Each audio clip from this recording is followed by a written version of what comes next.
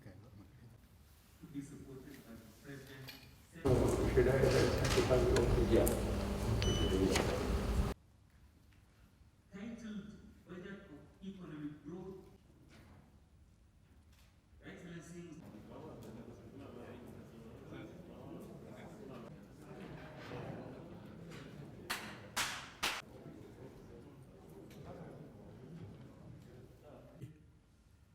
Secretary to the Government of the Federation, Speaker of the House of Representatives,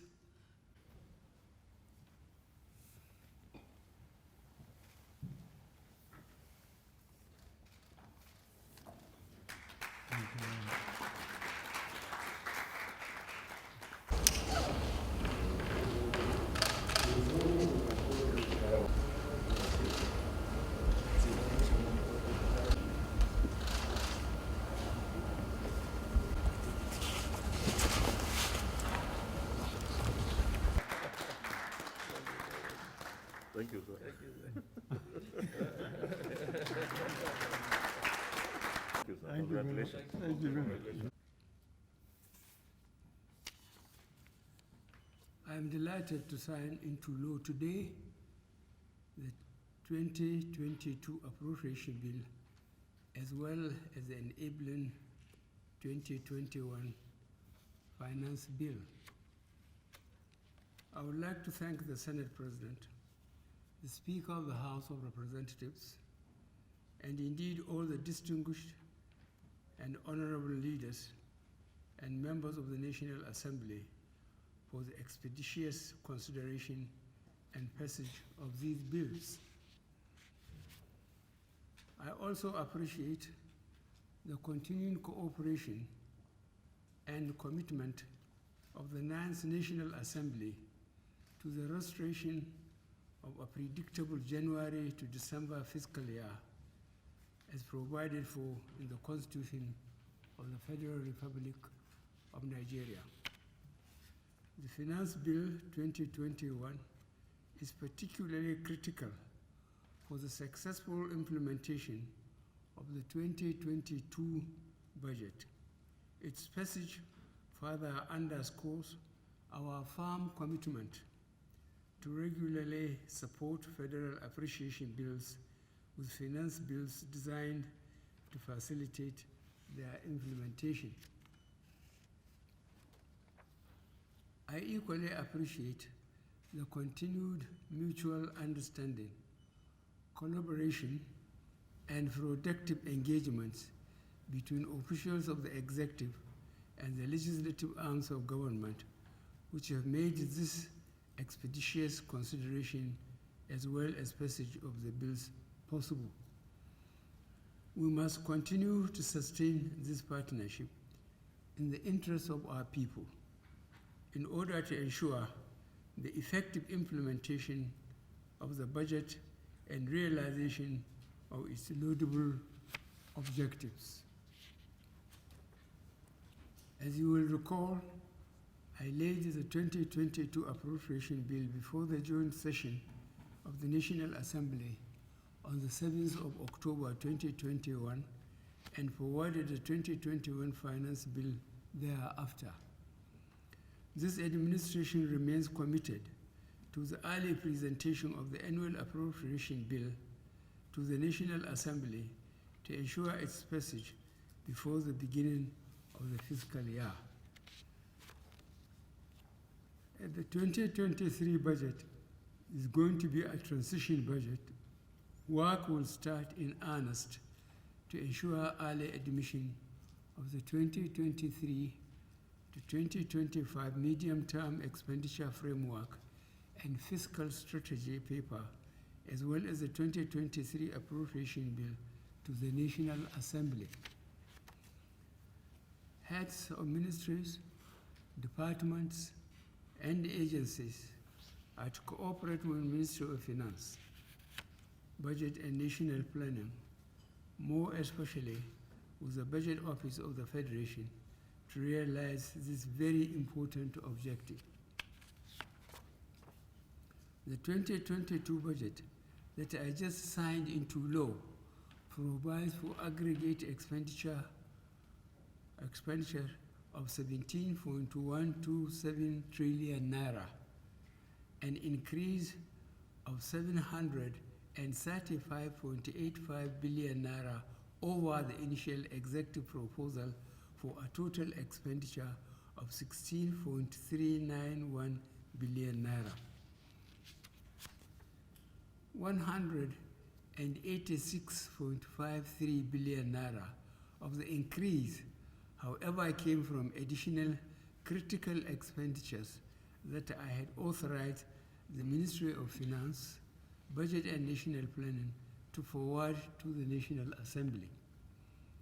The Minister will provide the public the details of the budget as passed by the National Assembly and signed into law by me. As I mentioned during the presentation of the 2022 appropriation bill, the fiscal year 2022 is very crucial in our efforts to complete and put to use critical agenda projects, as well as improve the general living conditions of our people. It is in this regard that I must express my reservations about many of the changes that the National Assembly has made to the 2022 executive budget proposal. Some of the worrisome changes are as follows.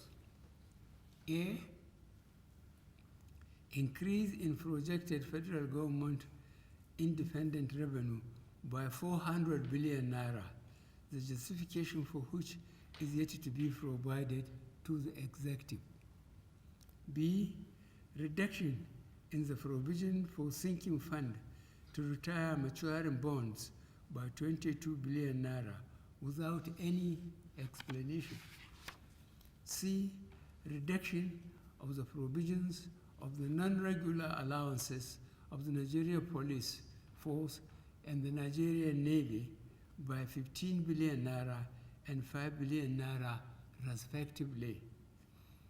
This is particularly worrisome because personnel cost provisions are based on agencies' nominal role and approved salaries and allowances. D, furthermore, an increase of 21.72 billion naira in the overhead budgets of some MDAs, while the sum of 1.96 billion naira was cut from the provision for some MDAs without apparent justification. E, increase in the provision for capital spending, excluding capital share and statutory transfer, by a net amount of 575.63 billion naira from 4.89 trillion naira to 5.47 trillion naira. Nonetheless, provisions for some critical projects were reduced. These include 1. Reduction of 12.6 billion naira in the Ministry of Transport's budget for the ongoing rail modernization projects. 2. Reduction of 25.8 billion naira from power sector reform program under the Ministry of Finance, Budget and National Planning. And 3. Reduction of 14.5 billion naira from several projects of the Ministry of Agriculture and introducing over 1,500 new projects into the budget of this ministry and its agencies.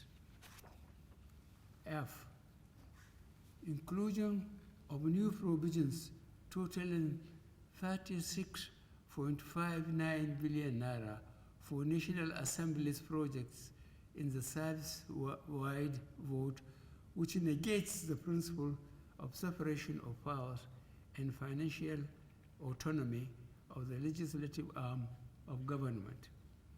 G, the changes to the original executive proposal are in the form of new insertions, outright removals, reductions, and or increases in the amounts allocated to projects.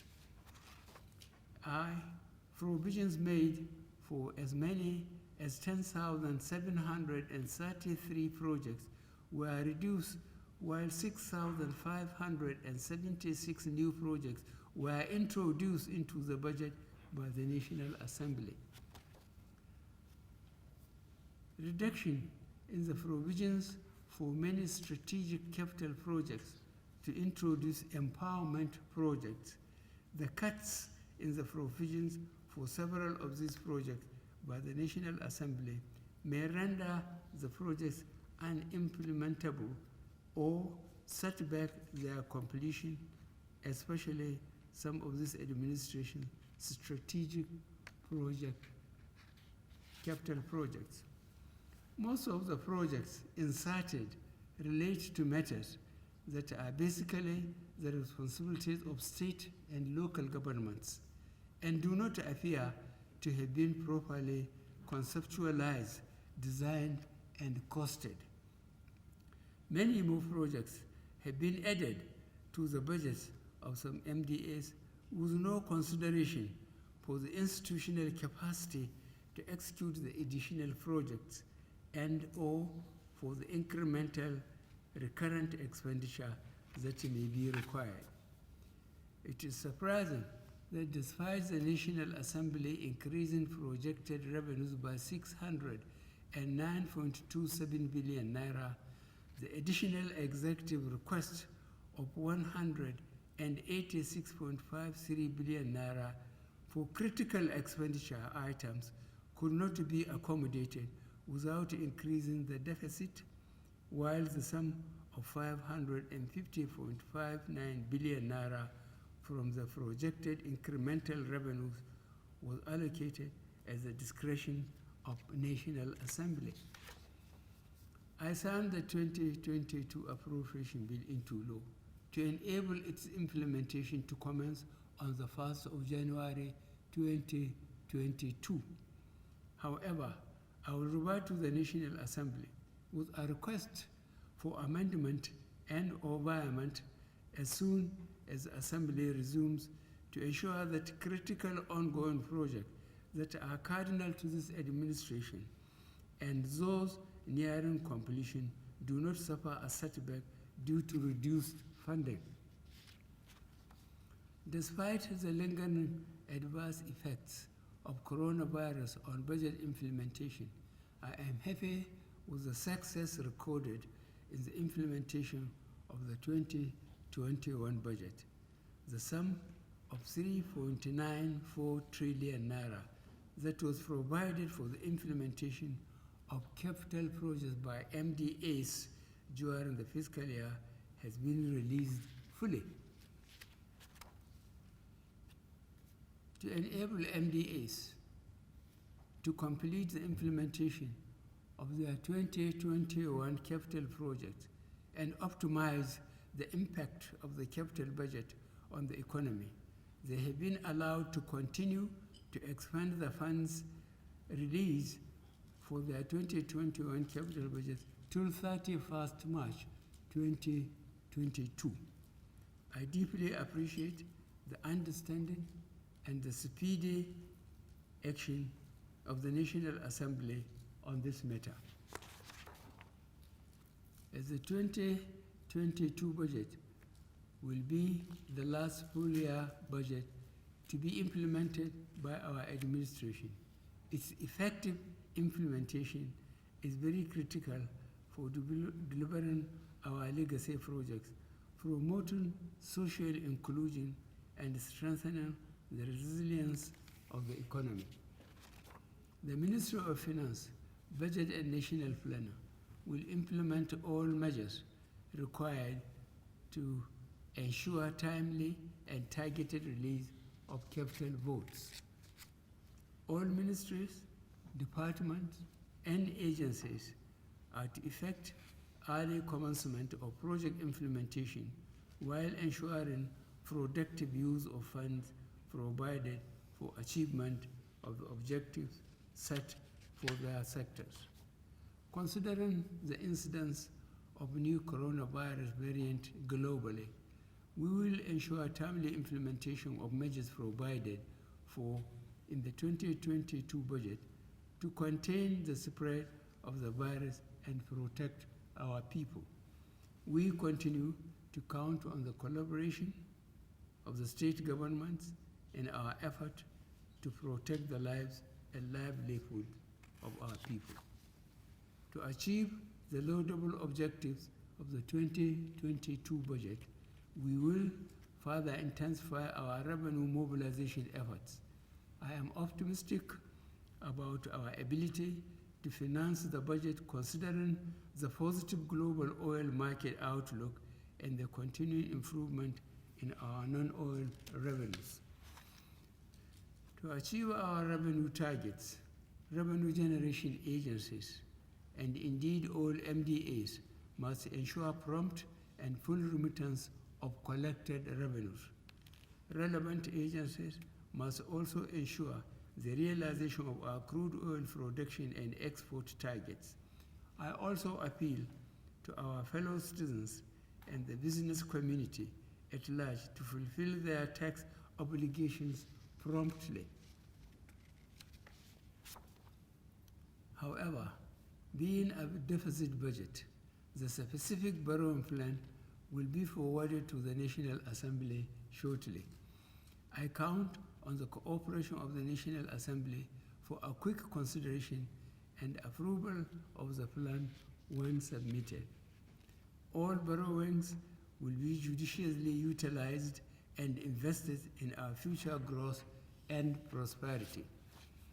MDAs are to liaise with the Bureau of Public Enterprises and/or the Infrastructure Concession and Regulatory Commission to explore available opportunities for public-private partnerships, concessions, as well as climate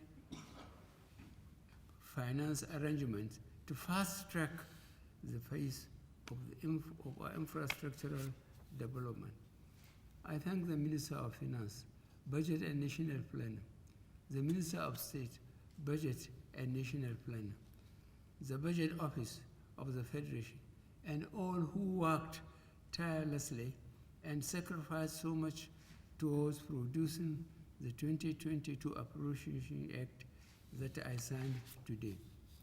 Let me conclude by commending the understanding, sacrifice, and resilience of our people during these challenging times. As a government, we remain committed to improving the general living conditions of our people. We will continue to implement measures aimed at moderating the unintended negative effects of policies on the citizenry. I thank you most sincerely for your kind attention. May God continue to bless the Federal Republic of Nigeria.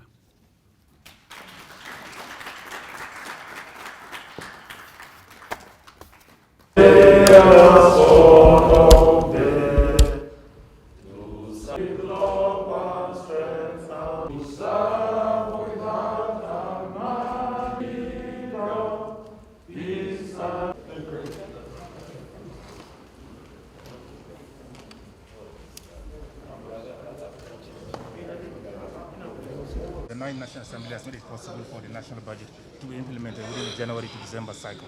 What is the driving force and what next? Well, the driving force, thank you very much for that very important and relevant question.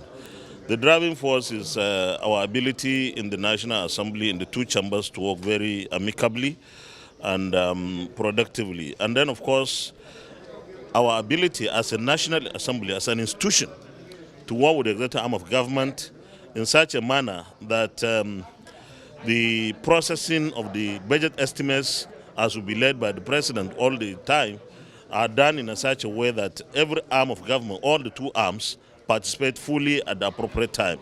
You recall that in 2019 December for the budget 2020, Mr. President directed his ministers and chief executive officers of MDS not to travel at all until they defended their budgets. And that, of course, helped us a lot in the National Assembly. So the secret is cooperation, partnership, synergy, and that understanding and mutual respect. And of course, Nigeria is benefiting from that kind of relationship. So that is what, in my judgment and opinion, works for us to be passing the budget at the time that we always feel is the appropriate time, before the end of the year. And of course, Mr. President, congratulations to him for signing the 2022 appropriation bill today. Even though today is the last day of the year, but we have achieved that very significant, important date of signing before the end of the year. And let me also add here that, and this is, I hope doesn't spark any controversy, but it's a reality, it's what I've observed. The ability of the federal government to have its budget passed and signed before the end of the year has made so many states to also work towards achieving that. And by today, you would have noticed that more than half of our states would have signed the budget 2022. And that is the kind of leadership that the federal government is giving to the subnationals. Thank you. But the president is not happy with the major changes by the National Assembly. What would you have to say about that? I thought you would ask us what the president is happy with, because he's happy with most things and not the few. Begin with what is not happy with. Well, I'm coming to that, but I think the most important thing is Mr. President is happy with the majority of what the National Assembly has done, and that's the most critical thing that we need to focus on. As for the observations Mr. President has raised, this is a natural and logical tendency between the executive and the legislature. Sometimes our views on certain issues may not be necessarily the same kind of views that the executive would have and hold on any particular matter. So I don't think what the president did by raising some observations as something that we should worry about. I'm happy that the president signed the budget in the first place, and he said he's coming back to the National Assembly to seek for amendments or amendments, and this is natural, logical legislative process. So I'm happy that we have done our own part in our own way. This is based on judgments. When we ask for more resources coming from the independent sources, especially from the government-owned enterprises of about 400 to 500 billion, is because we believe that these government-owned enterprises should contribute even much more. In fact, I hold the opinion that they should have contributed about $1 trillion at least, not 500 billion or so. So I believe that the National Assembly was right in its judgment, but there is nothing wrong in the executive arm of government coming back to the National Assembly to see how we are able to dialogue and go through the process and see where the misunderstanding is. But I don't think that is supposed to be worrisome development for us. Mr. Speaker, sir, it's a transition budget. What are you going to do to ensure full implementation of the budget, to monitor it? Well, first of all, thank you very much. Every year's budget is an improvement on the last one. So the transition budget, which the president spoke about, as you heard him earlier, they're even going to bring it earlier in 2023, which gives us ample time, more time to work on it, improve on it, and make it a seamless budget with seamless execution and implementation. I don't think I have a problem with 2023. 2023 budget is going to come, it's going to go, and we're going to work on it, just like we've been working on the other budgets. Thank you. So what next, sir, after the signing of this budget, sir? Of this budget? House of Reps, yes. For the House of Reps? Oh, we're on vacation now. When we come back on the 18th, you'll know what's next. Thank you. Thank you.